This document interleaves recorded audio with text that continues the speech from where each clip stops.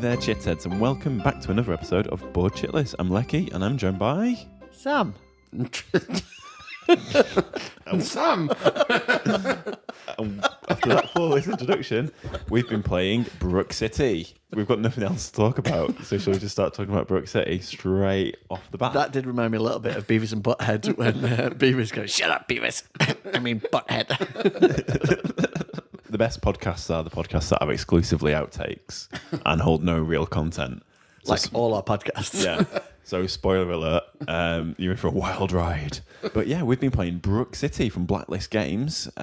We spoke to Adam and Brady Sadler just the other week, and they were kind enough to send us a game. So, Brook City, their previous Kickstarter, it's essentially a 1980s cop drama set in Brook City, which is like a bit of an analogue for LA. And it's a cooperative game of blockbuster cop action for 1 to 4 players. Recommended playtime about 70 to 120 minutes, if you remember the Board Game Geek webpage accurately. And I say remember, I mean if I can read off it. It says 45 to 120 minutes, actually. So no, I can't. No, you can't. Yeah. It says that in the back of the box as well. Well, there we go. Good for the box, I suppose. It's a Blacklist game. It's based on the same card system as Street Masters and the upcoming Ultra Quest, and it works. It works pretty well. I liked it. I liked the way that it was bringing out like lots of like pulpy 80s cop action in terms of like the different scenarios, different characters, and like different sort of player powers that they were doing. How did you guys reckon? I'm loving the references. The not too subtle nods to the 80s films. Fantastic. It felt like it for a lot of it. It was, chasing around the leads, grabbing the informants, trying to get the information on the big baddie who was loitering around and then trying to bring him to justice. It felt like fun. You were playing as RoboCop's partner, the girl out of RoboCop. Meryl. The name's been changed to protect the IP. And Leki was the sort of Lethal Weapon Mel Gibson type character. Yeah. And I was Axel Foley from Beverly Hills Cop. But yeah, no, I really like the system that they use for this and from Street Masters, where each player has their own deck of cards, and it's about 3 copies of each card in the deck, and maybe I can't remember how many cards, about 10 cards in each deck kind of thing, 10 types of cards or something. Each character plays so differently from each other. They all key off different effects. Again, like in Street Masters. So Sam's character today was all about racking up stress, and the more stress that you got, The harder I got. the tougher you got. And so you were sort of racking up bonuses left, right and centre by taking damage effectively. I'm barely clinging to life for most of the game as a result, but it made me more formidable. Yeah, it's a real sort of martyr. He was just going around going, "Oh my god, life is so hard," as everyone knows how bad a day I'm having.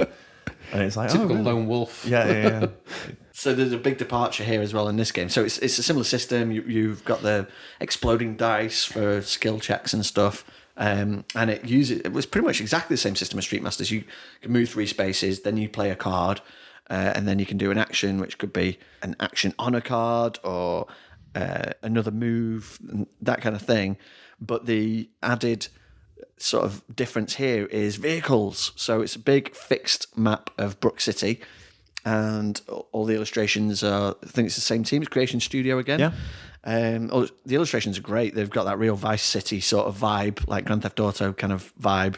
They're really cool, aren't they? And homaging all the like 80s movies. There's loads more characters in there, like the main cop out of Fargo, and I think Jet Li. Leslie Nielsen is in there. Yeah. Yeah, it's like it's all, Naked gun guy, Lester Nelson, I think he's called in this. it's also super uncanny, isn't it? Like every single character is immediately evocative of who it's parodying. A bit like the Street Masters artwork, but he does it in such a loving way. And I love the way the scenarios are all laid out as well. So, like, you've got Axel Foley on top of a truck. And there's like Riggs just hiding behind cars. It's like every other card is him with a gun out. Oh, yours is all about guns, wasn't it? Yeah, Having gun attitude and taking on bad guys with guns all the time. Exactly. Don't do anything quietly. And my skill cards were like fast talking and playing into Axel Foley's like repertoire from the Beverly Hills Cop movies.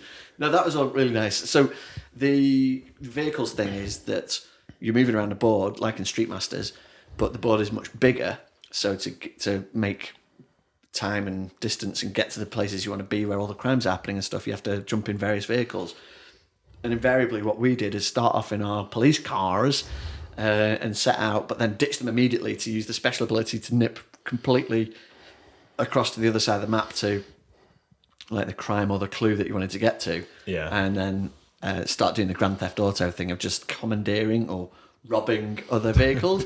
So on your turn, if you don't have a car, you can just draw a car card and take one, and it can be anything from like a little Vespa, type bike, or you can get the compensator sports car, which allows you to race even faster across the map. And you had one, Sam, where you could actually put damage onto the car. Yeah, it was so stressful driving it.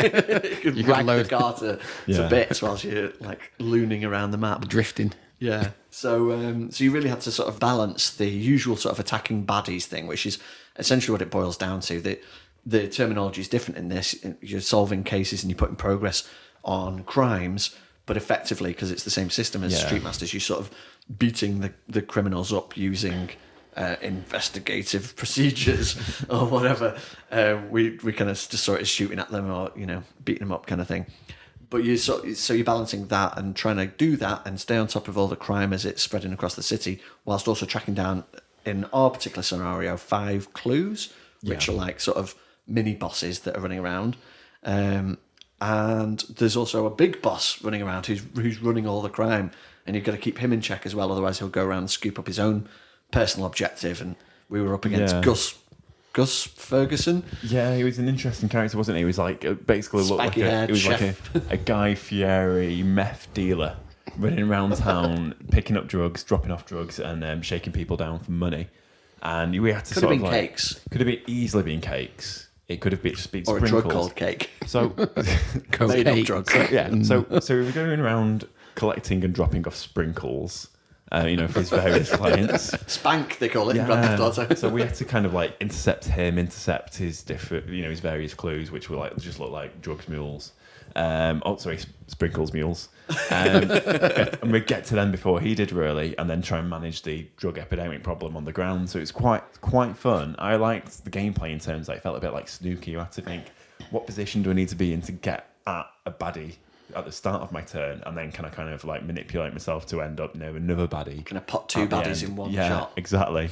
Like Sam did. That was heroic. It was great. That was pretty really special. Yeah, and a lot of the fun of the game comes in the storytelling elements, sort of between scenes. So when you can just think of it as you've got someone off the bike and arrested them and then left them, or you can think I've just punched my car through a shop window, jumped out, arrested someone, and then shot his mate. Because that's how they do it in cinematic crime movies. That's the point that I was gradually getting around to before. Is the tenuous link here. You're balancing the card play of like the Street Master sort of battling baddies thing with this movement of trying to get into cars and get across the map, because vehicles can go much faster and further. But you can sort of, between each sort of step in your action, whether it's a movement step or a card step or an action step, you can jump in and out of cars. So you can, as you say, you can sort of like go careering up to the side of a building, roll out and across the bonnet and into the building through a window, shoot the bad guy, then jump out the other side and like commandeer somebody's car and roar off again. Yeah. So it takes a while to sort of plot out the moves to make all that happen, but when you sort of pull it off in a move, you can create this quite sort of cinematic action combo of running across the top of a truck, and it's got those visuals on the cards and stuff. But like Street Masters, the action in the narrative happens a lot faster than the gameplay, because the gameplay is quite sort of brain burning. Yeah, it's a bit D&D like that, isn't it? It's like each round should be like 6 seconds, but actually, you spend. It takes a lot longer to describe what you're doing in those 6 seconds. Yeah, exactly. Than 6 seconds. There's a lot of like there's card management, but then there's a lot of sort of board and play state management at the end of that. And it's just the way that the game drives story and drives itself along. You have to keep drawing off various texts and putting them back down and moving them along. It's just like that. Is it bullet time, whatever it is, in Red Dead Redemption, where you freeze it and you plan all your move out and then you just go and then it looks amazing. The end result. It just takes a bit of prep and planning first. It's good, yeah. It was interesting to see how the Street Masters card system, there is a name for it, I just can't remember it off the top of my head. The Sadler system. It's like a modular deck system. Modular deck system. Yeah, it's vindication. I Nailed was it. not looking at MDS board game introduced group. in Street Masters. There we go. So I got a bit overexcited there. So anyway, using the MDS as introduced in Street Masters. In Street Masters, it's very much like, you're going to punch them in the face with a dragon punch or, his particular kick or a new sort of grapple. Whereas it's very much more abstract. So it's instead of like you punch them in the face, it's You solved them in the you're face. using your military tactical You experience. arrested them in the face. Arrested right in the face. Well, So the hard dice it in this hurt. were different, weren't they? Because you don't have the foot or punch Yeah, symbols, yeah, and this is you sort of choose how you go to attack, and then it's just Yeah, you've got reckless, Successes. regular, or cautious approaches. and the cards are reflective of that. But then it's not down to just the look of the dice. Then it's you're going for a specific style. Yeah, and certain criminals are more resistant to certain styles. So you might have criminals that are more reckless, so they're harder to overcome if you fight them. So you have to use a cautious approach to overcome them, sort of thing. And the bad guys are sort of building up sort of damage over time. If you leave them, they'll gain influence, and then the Guy Fieri guy, Gus, will then go around picking up that influence, and then that'll kill you, or like end the game at least. Stress you out. Stress you out so badly, and then they just do the crime, and you can't solve it. That stresses you out more. Yeah. So Pulse was the game does throbbing. feel a lot different. Pulse, you can't say. Well, you can say that, but it doesn't sound right. They're all a lot further away though. Like in Street Masters, you can see the baddies are building around the map, and you sort of like darting between henchmen and the boss, and it's all like one big sort of grand melee. Yeah. Whereas in this, your criminals that are popping out every turn could literally appear on the other side of the city, and then you very much have to cooperate in terms of like, look, Sam, this guy's going to kill me in 2 turns. Can you get over there and arrest his face off? Can you go and park in his parking spot and take him out? That is a thing. Yeah, I did. It was quite cool though, because it was a bit like what is it like the movie Sicario, where like you've got that sort of car chase where none of the cars move, and they're like everyone's like hiding behind car doors and engine blocks and trying to like cover and shoot each other. You had like this old-fashioned style shootout in the street with one of the guys. Between Mike Coyote and his There was vest. a cool cinematic opening where we were all rushed after the first clue when we still had a plan. And all 3 of us like pulled up around this one clue car and either started nailing it with bullets or heavy conversation to try and, Severe talking to try and take it down. You were reading the Miranda rights with such force. Over Sam's bullets hurtling through the air. So there was like that sort of, we all pulled up and like tried to block him in. You can't really do that because they can move through block spaces sort of thing. But it looked cool on the map with all our cars like careering into this spot and piling out and laying down the damage on this one like clue carrying individual. But then after that, it was just a case of damage control because, like, oh my god, the crimes are everywhere and they're all spiraling out of control. So then we were just off darting around the city on madcap adventures. That it was sort of like, well, I hope you can take care of your stuff on your turn because I'm struggling here. There's no backup coming. Yeah. We did manage to coordinate a few times though using the magic teleporting cars. Yeah. So like you can The police car. the police cruiser can be ditched, which is like a card action, to make it disappear, but you can appear anywhere in the map that you want to. So you've literally you've driven it to within an inch of its life, jumped Crashed off it the into a pavement tree. and crashed it into a tree, and then rolled out commando style. But it means that you need to either walk or commandeer a vehicle to get back to the police station to get another one. Yeah. No, it's so, a nice little thing because it gives you that feeling of, right, okay, I can get to wherever I need to go. But then it's gone, and you sort of got to make your way back on a tiny little. yeah, you want to do it every turn, but the only thing that stops you is the fact that you no longer got a car afterwards. Yeah, and like you might get a better car if you commandeer one, but Yeah, you're some of the probably going sports to get. cars are pretty tasty, aren't they? Like They move are. a lot faster. Or you can shoot out of them like better for some reason. But then you can end up with turns where you're literally out in the sticks. You've just finished off a criminal, and now you've got to spend the next couple of turns like making your way back to where all the action's happening, kind of thing. Yeah, well, that's just, let's face it, that's just paperwork, isn't it? It's just a great analogue of paperwork. There's also boats in this game. So there's boats that reduce your stress. So you can Go for a you can have relaxing nice cruise. yacht. So there's a big river running down the middle of the board that cuts it in like 2/3 and 1/3. Yeah. And to get across, there's one bridge in the middle, but there's also a boat that you can commandeer to scoot down it at a leisurely pace and like reduce the stress off your hero whilst you're driving piloting this lovely boat. It's really I don't think cool. any of us did that though. No. Because, well, there was no reason at all, unless we wanted to like quickly reduce some stress and get from one side of the map to the other. Conveniently near. Why didn't we use it more? The bottom half of the map. It's for another scenario, isn't it? We only played the one scenario with Gus, the sprinkles dealer, and I imagine there'll be a scenario or two in there where you can't really finish a clue without getting on a boat at some point. Yeah, ours was the jump start scenario where basically all these people were driving clues around the map that we had to sort of chase after. So I have no idea what the other scenarios are like. And again, like Street Masters, you pick the stage or scenario or crime scene, is it in this one? Yes, it is. And then you pick the criminal who has his own deck and his own henchmen. And then, of course, you pick your character decks. So basically, you could any one of those you can change out and get a completely different experience every time using the same map and components, which is nice. Yeah, it's really good. It makes me really excited to think what other scenarios could be in the box, because like your imagination starts to run away with you a little bit when you think about all the amazing 80s. There's some compelling titles like The Slain Diplomat and The Keys to the Kingdom and stuff like that. So I'm hoping for like a Die Hard 2, like with a convoy of trucks. That would be pretty cool. Tracking your missions running around the outside. One with Die Hard. Die Hard 2, that was the airport. No, Die Hard 3. with a Vengeance. The third one was the running around. Third one is New York. Yeah. New York. Your missions going on, but you also got to stop the convoy in. Wait, was it New York? Wasn't LA? No, it was New York, wasn't it? Yeah, they run through the Manhattan, Federal don't they? Reserve. Yeah, you're right. I should watch that movie again. I did recently. Watched all the Die Hards. Oh, it's Christmas. Nice. I should just learn which one is which.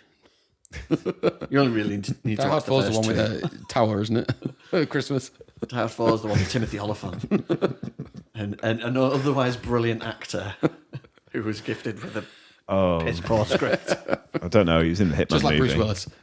He was in the first one, wasn't he? Yeah. Yeah. Oh, it was the But he modern was in one. Deadwood, which makes up for anything that he's ever done and anything that he's ever going to do. So, Fair enough. Fair play.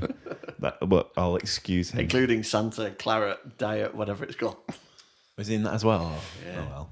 Yeah, maybe not. Timothy, what are you doing? What are you doing, indeed? But the Keys to the Kingdom, then there were bad guys in Street Masters called the Kingdom. So crossover much, perhaps. We'll maybe. have to find out. Should look at those. We'll have to play we it. did ask them, didn't we? When we spoke to the Sadlers, Yeah, they mentioned- if all the worlds are connected, like the Street Masters world, does it exist in the same world as Brook City? Yeah, well, there was talk about the Syndicate appearing potentially in Street Masters, and then Kingdom is in Street Masters, so maybe it's in Brook City as well. It sounds possible. We'll have to play more scenarios and find out. Defo will have to. Did you have enough fun playing Jumpstart to play more scenarios, or were you like, I feel I've got to play for the feel for the game, and I've had We enough? definitely have to mix it up next time. Yeah. New characters. I kind of wanted to play the Mel Gibson role, but now that we've seen him in action, I'd like to see the You want to other just ones. play another I one? want to play Leslie Nielsen. That would be really Drop cool. him. See if he's got like really blundering sort of card effects where he accidentally like sets fire to the bad guys or something. Yeah, that'd be ace. The Jet Li character looks pretty cool, and also there's the sort of like tactical special ops lady. She's just got an MP5 in her hand and looks well hard. So that'd be interesting to see what some of their skills are about. Yeah, and the suave-looking baddie. Need to take him on. Looks like he needs his face putting out of joint. It looks too suave.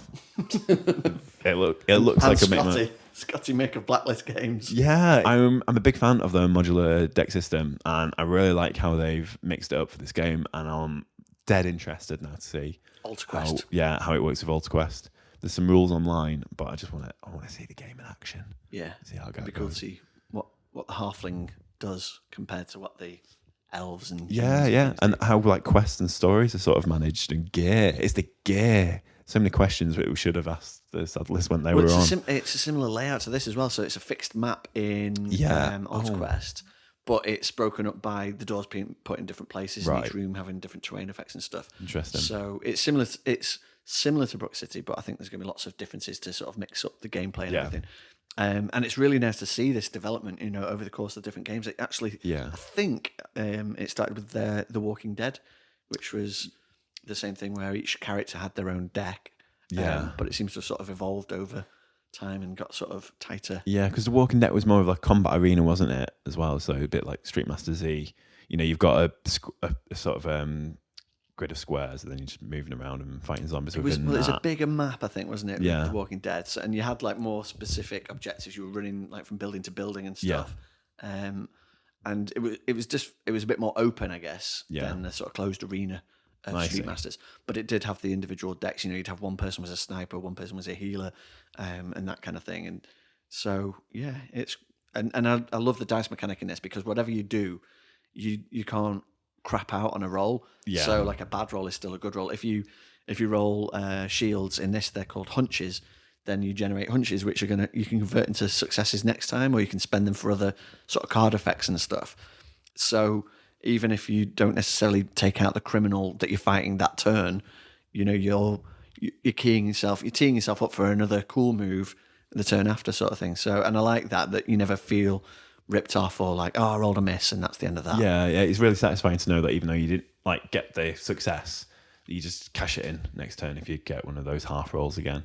There are some things, I think Street Masters had this nice element where you'd block damage and convert it into power, and then you use that power to sort of like level up your character and become like Uber. Your special sort of combo breaker move, wasn't it? Yeah, the sort of limit break kind of special action. So that was nice. I don't think we saw that in this Brook City specifically. I don't think thematically it's the same anyway. No, like you're saying, like Super Cop. Card effects are completely different. But we still had all the combos going on. I think you guys actually handled it better than I did. I don't know if that was the luck of the draw. But Sam had some crazy combos. You brought out a tactic early on. Sam was crazy. You backed up about 20 hunches by the end of the game. Yeah, there's a lot of event cards in these decks compared to what you saw in Street Masters or event style, where you know you play it once and then it's done. It goes back into your discard, and they were broken up into I think it was encounters and abilities. And then you had tactics cards, which are ones that come into your hand and play. You've got 3 different tactics cards, but each one has to be unique in the fact that if you've already got a copy of one card in play, and say it's military tactics, then once you get a second military tactics and your first one's still in play, then you've got this prepared card effect. And that's really good. That's usually just get 2 successes straight away for playing that. Yeah. Which is good because it's constantly making you think, well... Yeah, even a card that you can't play, which would normally be limited. Like I think in Street Masters, there's certain ones with an asterisk where you can only have one copy in play. That was it.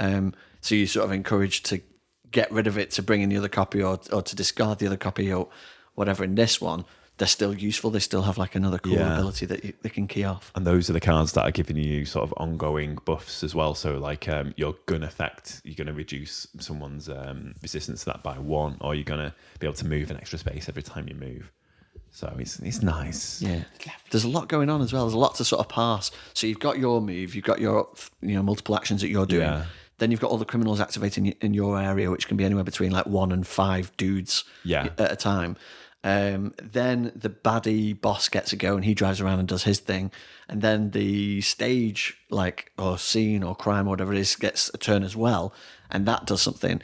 And all of those things are keying off each other. You know, he's getting more and more powerful if you leave him, like the boss, to do his own thing. So you have to take care of your crime card so you can get to him and beat him up, whilst also managing the stage effects as well. So you're really sort of keeping track of a lot of stuff. And I think it's eased a little in co-op because you got more brains thinking about the process, or it might be too many chefs spoil the broth in our case. But there was only one chef, and that was Gus. Yeah, he was spoiling a lot of broths. Ah, touche. Well, it's just more enemies coming out, isn't it? And then having to then deal with them. And some of the enemies in this scenario that we were playing, if you leave them for like a turn, they just go absolutely batshit crazy. Yeah. And there's influence everywhere. And if the bad guy just happens to go visit one of them, that's it. He's he can turn the game around in one. Yeah. I think in games like this, having more players is always going to help. Obviously, you've got more stuff coming out, but you can kind of plant yourself in an area of the map and just focus on clearing that down. Whereas if you're on your own or reduced number of players, you've got to do a lot more travelling around to keep on top of stuff. So it can have a bit of a detriment. So yeah, I think more players does definitely help with that. It slows it down though, doesn't it? I think more players, that's like the game length.